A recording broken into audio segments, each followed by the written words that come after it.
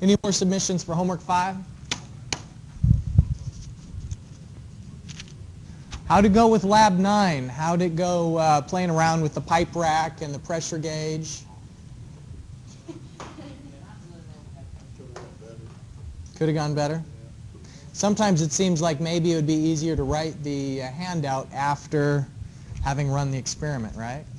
Like you need to sort of be a little bit familiar with the equipment before you can write the handout. It might be an iterative process. You go play around with the equipment, learn how to use it, then write the report, then actually do the experiment. Hopefully you learned from the experience. I'll be interested to look and see what you come up with for the lab reports. Those are due in lab today. And we've got Group A at 2 o'clock and Group B at 3 p.m. We're going to be using the orifice apparatus today, and I've handed out the description of that lab. Does everyone have a copy of today's lab handout? What we'll be doing is comparing the theoretical equation that predicts flow out of an orifice to the actual behavior that we'll observe in the lab. So please, if you get a chance, look through the procedure. It'll help you to understand the point of what we're doing today. I think the lab will be more meaningful if you acquaint yourself with the handout before today's lab.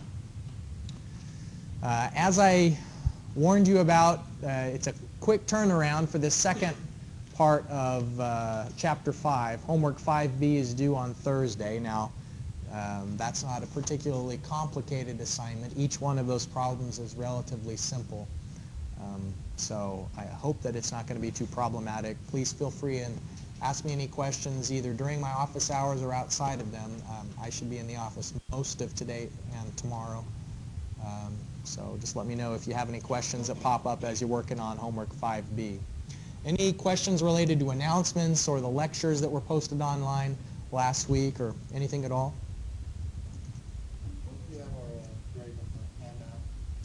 I'm hoping to go through them tomorrow, so probably very soon. Other questions? Yeah. Well, we do have another exam. Let me pull up when that is. Tuesday before? Let me just double check.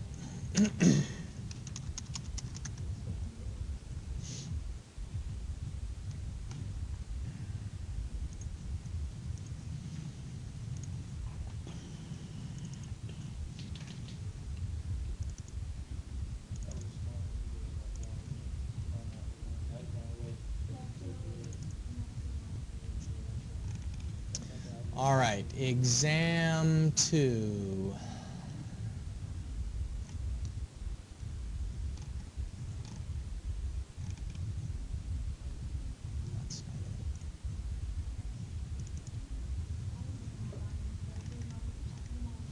Yeah, we will have it during the lab time on Tuesday, the 19th of November. Exam 2 will be that Tuesday, the 19th of November, but the week before Thanksgiving, and then in the class time that day, since we're doing the exam during the lab, class time that day we'll work on WaterCAD.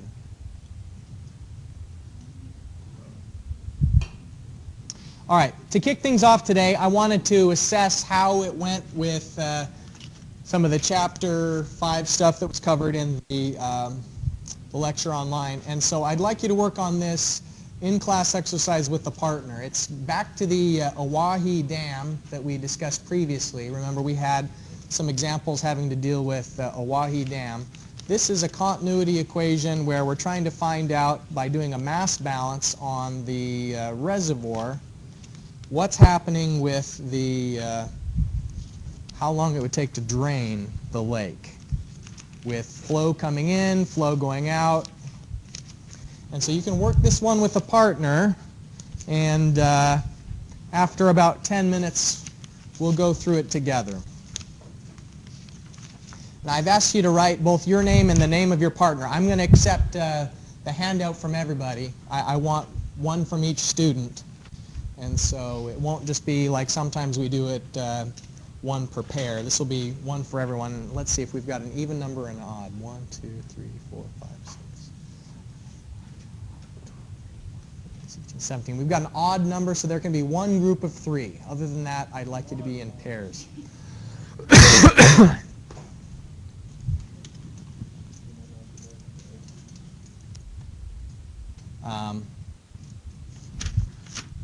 So either way we calculate it, it's the time it takes for the water level to fall from 63.5 feet to a depth of 0 is 76.2 days. So like I mentioned before, we'll have a quiz on Thursday, and it will be covering concepts similar to this, although there may not be quite so many moving pieces as there was in this in-class example. Does anybody have questions from this example?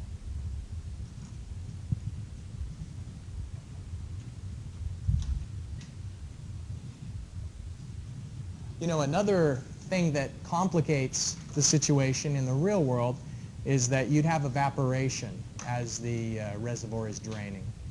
And you probably wouldn't have steady flow either. You know, in this example, over 76 days, it's not likely that there would be 160,000 CFS going out of the dam. That might have been what was going out of the dam at the peak of the flow back in June of 2011. But 76 days is more than 2 months.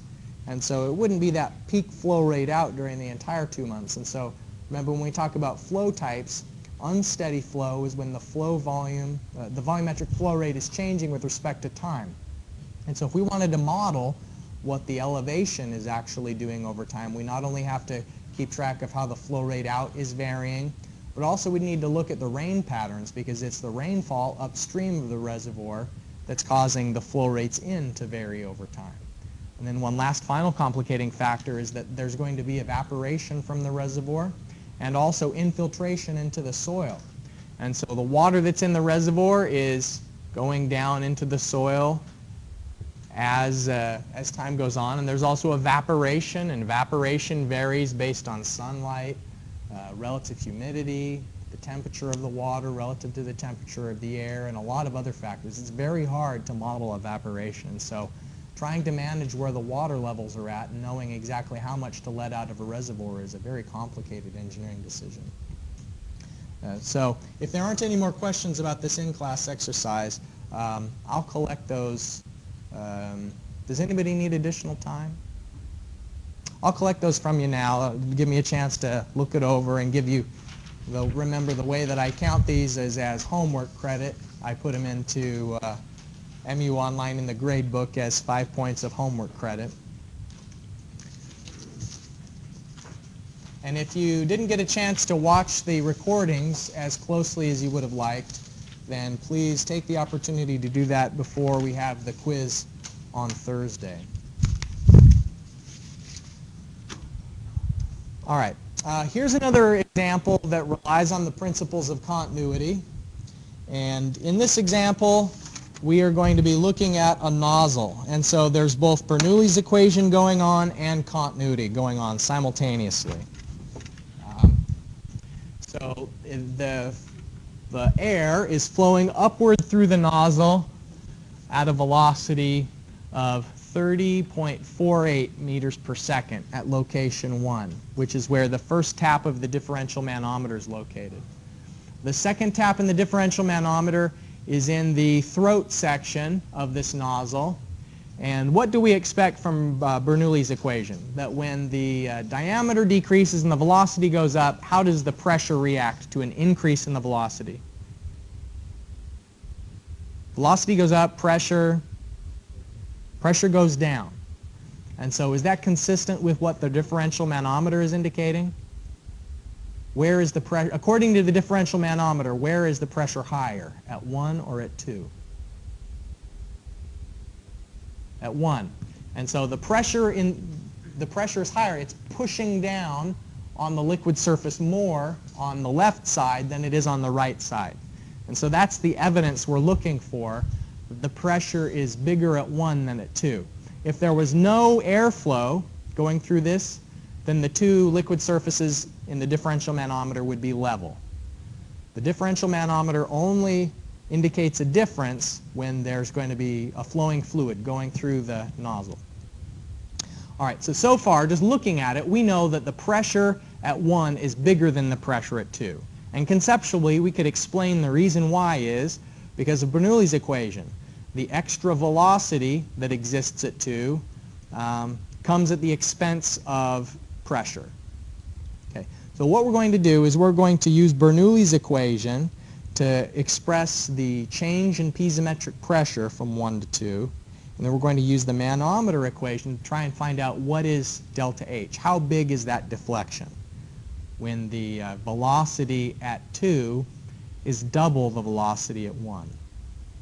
Yeah? If the diameters were the same, Yeah. the velocity was still there, would the levels be the same? All right, good question. So if the diameters were the same, assuming an inviscid fluid, assuming a fluid that has no viscosity, then the levels would be the same.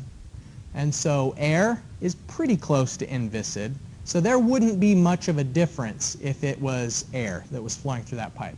If the two taps were really far apart, then the effects of friction are going to become more and more important. So if they were far apart and if it was a liquid rather than a gas, a fluid that has more viscosity, then there would be more pressure at 1 than there is at 2. So right now we're assuming, remember, that there's no energy loss between 1 and 2.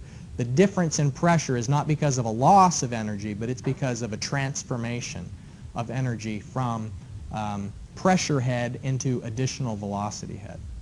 That's a good question, though. If the diameter was the same, then according to the model we're applying, the elevation of the water in the manometer would be the same, because the same velocity means that the pressures are the same.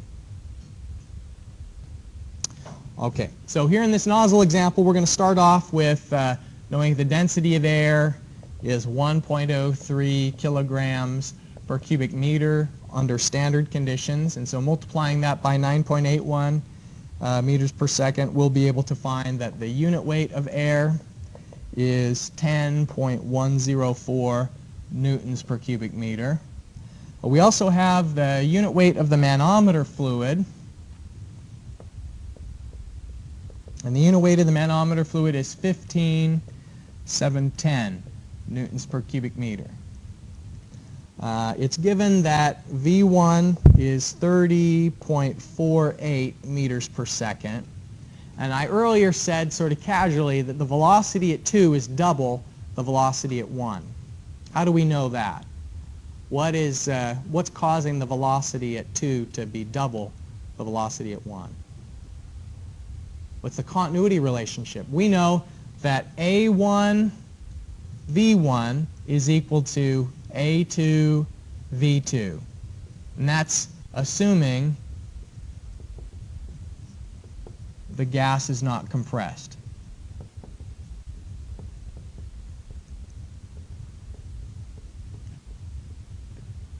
If the gas was compressed, then mass would still be conserved, but volume wouldn't be conserved. What we're saying here is that the volume of gas entering the nozzle per second is equal to the volume of gas exiting the nozzle per second. And so if the area at 2 is half the area at 1, then the velocity will have to double in account. And so we're going to say the V2 is 60.96 meters per second, since the area 1 is double the area at 2. Is anybody unclear on the velocity? I can make the substitutions if that would be helpful. Okay. Well, according to Bernoulli's equation,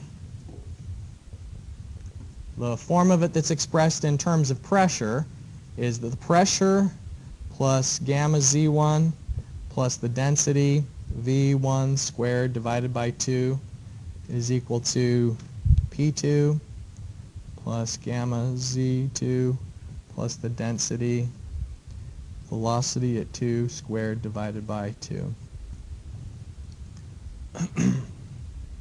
The definition of piezometric pressure is pressure plus gamma Z. So this term is P sub Z1, and this term is P sub Z2. So what we get from this is P sub z1 plus the velocity term is equal to P sub z2 plus the velocity term for 2.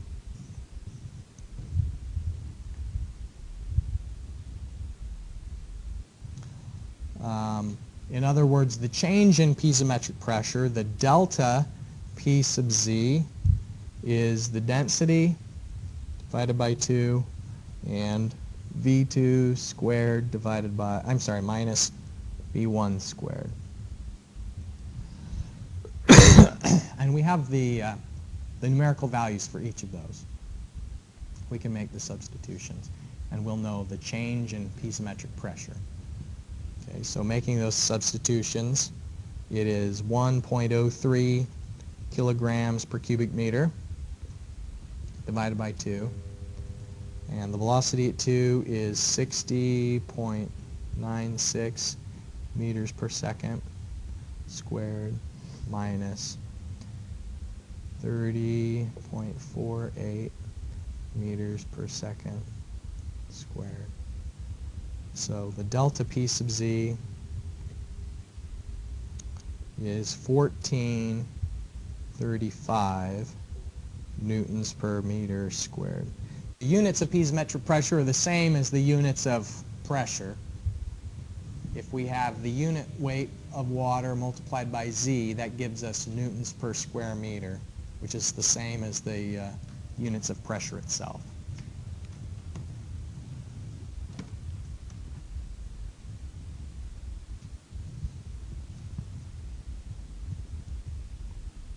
So remember, what piezometric pressure takes into account is two things. It takes into account pressure and location. And things are different at location 2 compared to location 1 for two reasons. The pressure is different at 2, first of all, because it's higher. And so remember, there's the hydrostatic equation that, even though the conditions here aren't static, says that if you're higher in a fluid, the pressure will be lower. That's part of what's causing the pressure to be different.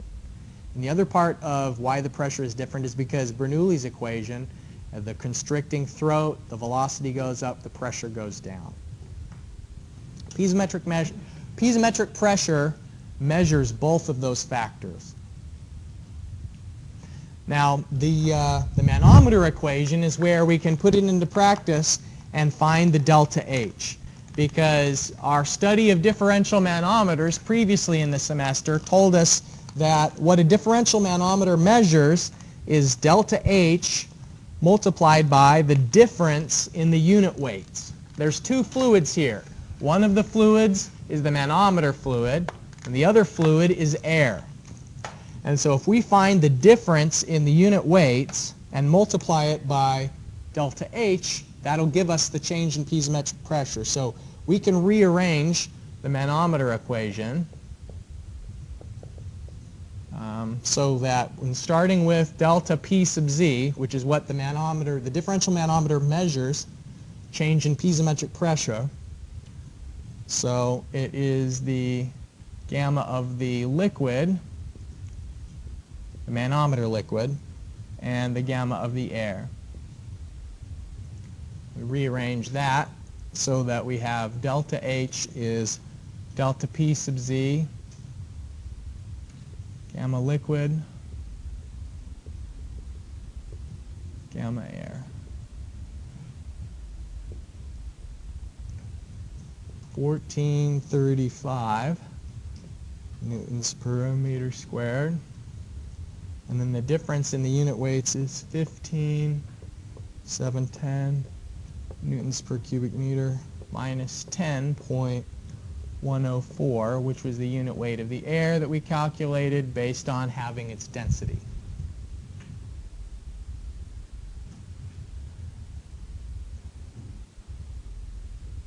Bernoulli's equation told us how much the difference in piezometric pressure would be.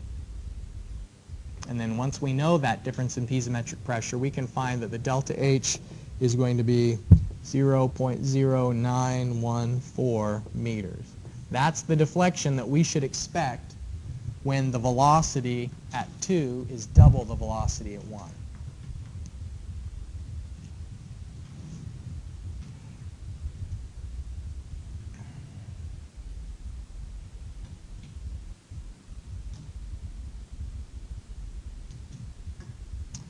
Any questions about this example?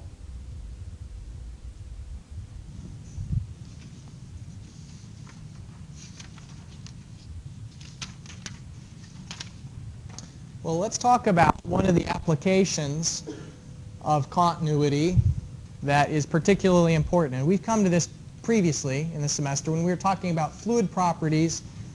The concept of vapor pressure was introduced. Who'd be willing to summarize what they remember about what vapor pressure is? What does vapor pressure describe? What is that property?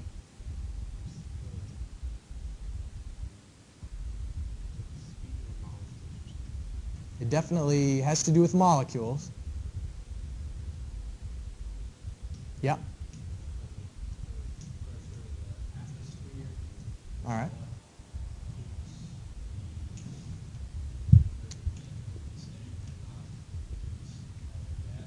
All right, so there's atmospheric pressure pushing down on a liquid. That's a part of the explanation.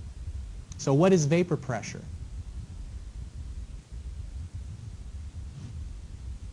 That's an important part of explaining vapor pressure. What's the other component of it?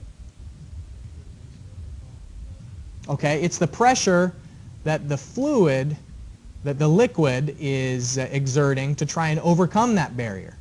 And so at different temperatures, remember, because the molecules move around more, when they're moving around, they have more kinetic energy, they're bumping into each other, and a greater fraction of the molecules in the liquid will have enough kinetic energy to overcome that pressure. There's a distribution in velocities of the molecules as they're moving around because of all the collisions. Some of them are moving very fast. Some of the molecules are moving more slowly. The molecules that are moving fast are the ones that are at the end of a chain reaction of collision after collision. Think about a bridge on a foggy day, lots of cars crashing into each other. So one of the cars may get going really fast because it's been crashed into just the right way, and it's able to sail over the guardrail, okay? That's the molecule in the water here. It's moving around quickly enough that it finally has enough energy to make its way through the barrier, which is the atmospheric pressure pushing down. And so what we talked about was you can boil water either by increasing the temperature of the water, and when you increase the temperature, you're making it have a greater vapor pressure, or you can get water to boil, meaning transition from the liquid phase to the vapor phase. You can have that transition occur by decreasing the pressure. And this is mainly what the one we're going to talk about today is what happens if you've just got water and it's got a certain pressure trying to escape the liquid phase. You know, there's a certain amount of kinetic energy in that water, and so a certain number of the molecules are attempting to get through the liquid to vapor phase barrier. And they're succeeding, by the way, through evaporation. Even though we can't see it boiling, some of the molecules are getting into the vapor phase. What happens if we decrease the pressure? Do you remember the video that I showed you? How did they decrease the pressure in the video? David, do you remember that?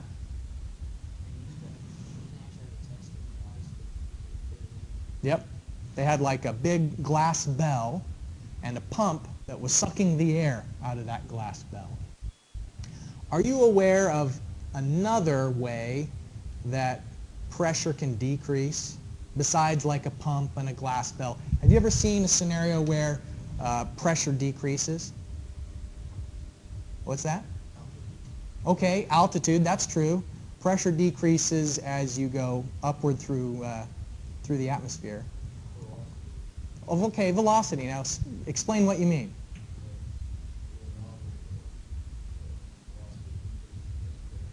Okay, so if you have a nozzle that the velocity is increasing like this one, what happened was the pressure decreased. And so think about if the pressure surrounding water is decreasing because the water velocity is going up, there's this critical point where you could cause it to boil. So vapor pressure, just to review the slides that we looked at earlier in the semester, It's when vapor pressure increases as temperature goes up, and here's the vapor pressure profile for water, and here's a diagram that's showing how much vapor pressure there is as a function of temperature. And we know that at 100 degrees Celsius at sea level, it'll boil, and then when the pressure is lower, the water boils more easily. And I gave the example of at the top of Mount Everest, water will boil on the top of Mount Everest at 70 degrees Celsius because there's less pressure there. The pressure is lower, and so it boils at a lower temperature. Well, water can boil at room temperature if the pressure is low enough. You know, here we are at 20 degrees Celsius. Is there anything that could cause the pressure surrounding a liquid to go that low? And in fact, there is. Bernoulli's equation.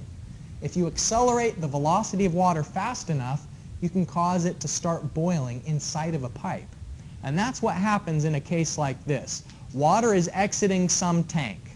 Let's say we've got a tank of water, and then the water exits the tank through a pipe, a large diameter pipe. And so since it's a large diameter pipe, the velocity is slow. It's just moving along. And you can see that there's a diagram here of piezometric head. Piezometric head is the elevation the water would rise to if we cut a hole in the pipe. If we cut a hole in the pipe and just had a tube going up, it's not the pipe that's like actually directed into the flow. It's not one of those stagnation tubes. It's just one where it's at the top. And so it's intercepting the pressure head. What the piezometric head is measuring is pressure divided by gamma plus z. The velocity head isn't included in this line of piezometric pressure. And actually, you saw this in the lab, right? Remember the shape that was drawn by the Venturi? The shape of the piezometer had sort of a U shape to it, and then it recovered. Well, in the lab, we didn't have the velocity going so fast that the pressure inside of the Venturi went negative. But it is possible. If you have the velocity going fast enough, and in this throat, the velocity is going extremely fast. And so what it shows in the diagram is that if you have the velocity going fast enough at a really high flow rate, the pressure can go negative. It can go below 0 gauge. It's not going to go into negative absolute territory. That's impossible. But relative to our Earth's atmosphere, it can go negative. You know, remember that when we're talking about the difference between gauge pressure and absolute pressure is that if we say here's the line for absolute, then here's the line for gauge.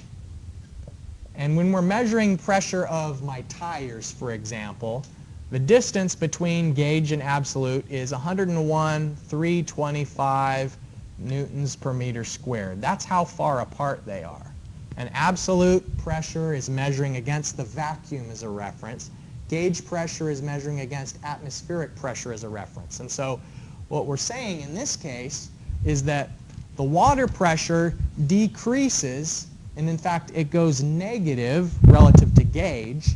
And from this earlier diagram, this is absolute pressure, and so it's negative gauge, but as soon as the water pressure gets down to about 30 or 40 millimeters of mercury, then cavitation occurs. And in this diagram, it's showing the effect of cavitation. If we zoom in, so at a relatively low flow rate, there's just a few of these little bubbles. And then the flow rate increases, there's more of the bubbles. And these aren't air bubbles. This is water vapor. So it's H2O that went from liquid into a gas. You know, big deal. There's little air bubbles. Except for that, what happens as the water exits the throat? What happens to pressure as water exits the throat? It what?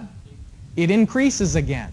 So we had those little water bubbles, the vapor bubbles, when the pressure was low. They formed. There's like a pocket, a void in the water. And then the pressure starts going up again. That collapses those vapor pockets very quickly. And that process is cavitation. When you have even just a tiny little bubble that instantly collapses, it sends a shock wave through the water. And it can cause a lot of damage. And so let's do an analysis to find out, under the conditions that are described, if this system is going to experience cavitation. To analyze, what you'll need to do is take a look at Bernoulli's equation. Basically substitute in the known information into Bernoulli's equation, then find out, is the pressure at 2 lower than the vapor pressure of water? We're going to say this is 60 degrees Celsius water. It's nice and warm, has a vapor pressure of 20,000 kilopascals at that temperature. And so solve Bernoulli's equation, and the pressure 1 I've given you is the absolute pressure. That's not a gauge pressure, that's an absolute pressure at 1. And solve for the pressure at 2, and then assess whether there's a risk of cavitation.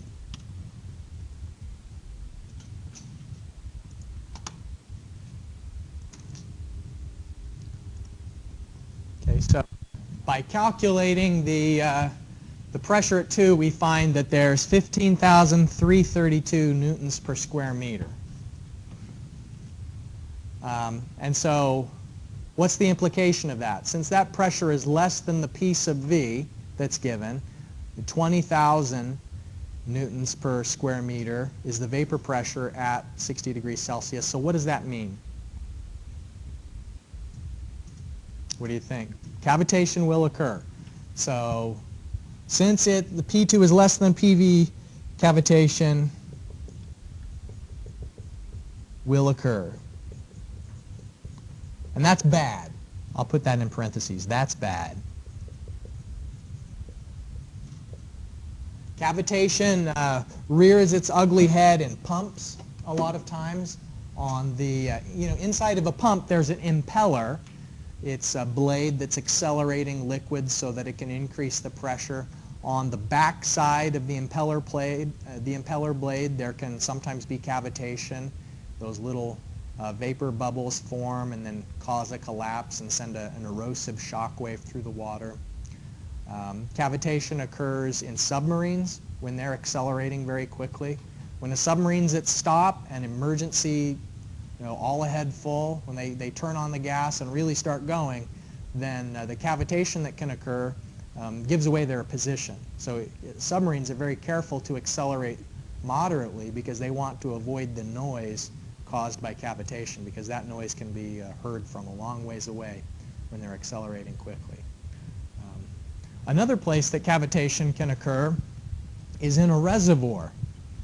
And so here's a picture that shows an impeller blade getting eroded. We'll talk about preserving pumps next semester in hydraulic engineering. There's a procedure we go through to see what the risk is of cavitation inside a pump specifically.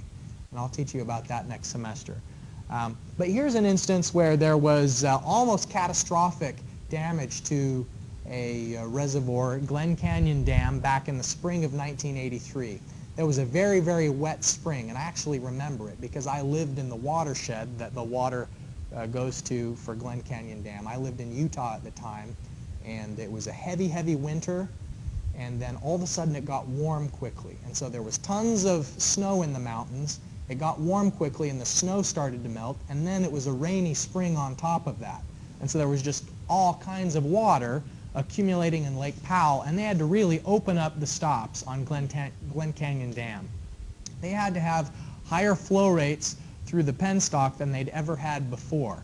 And so here you can see there's an emergency overflow spillway, and there's an elbow to it, a change in direction where as the water is going very fast. And so remember, Bernoulli's equation says that high velocity means low pressure.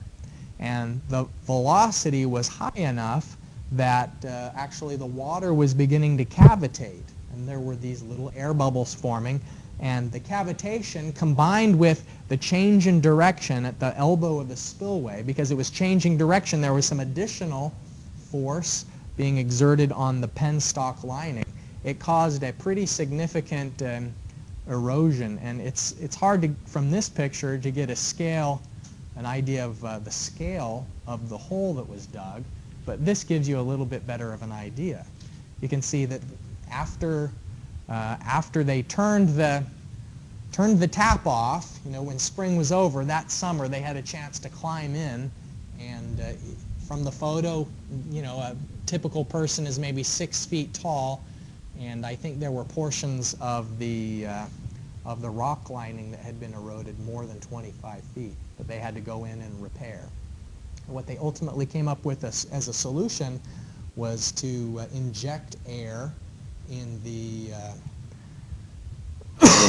in this section upstream, like inject a little bit of air to form a cushion.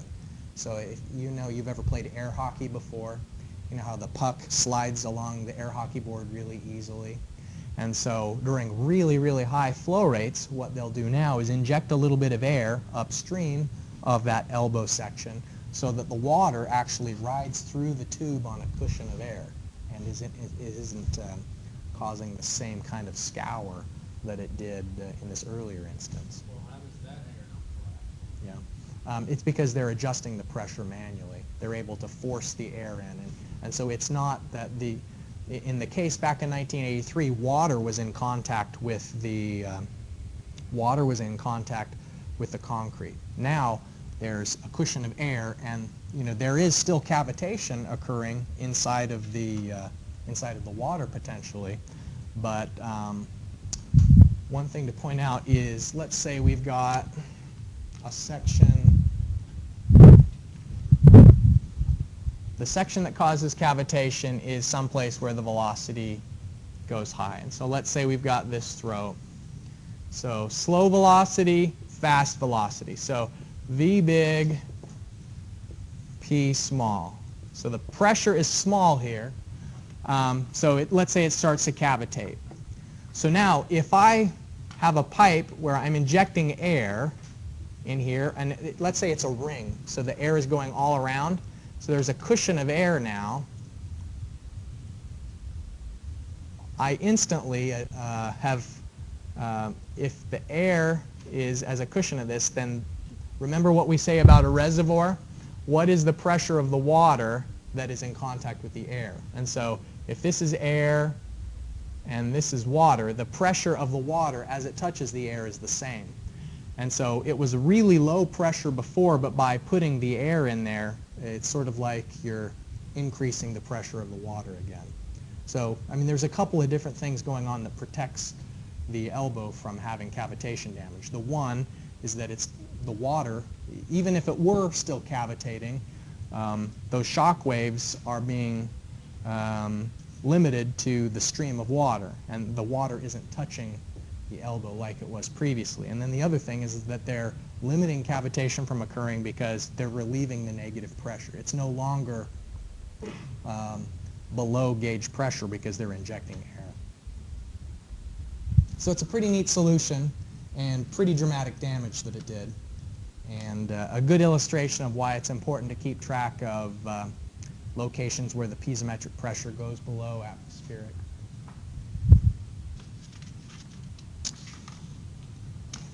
That's it for today. Remember, well, except for lab, remember that we've got lab at 2 o'clock and 3 o'clock. We're going to be working with the orifice stuff. We've got 2 of the devices, and so we'll be able to separate into pretty small groups for that.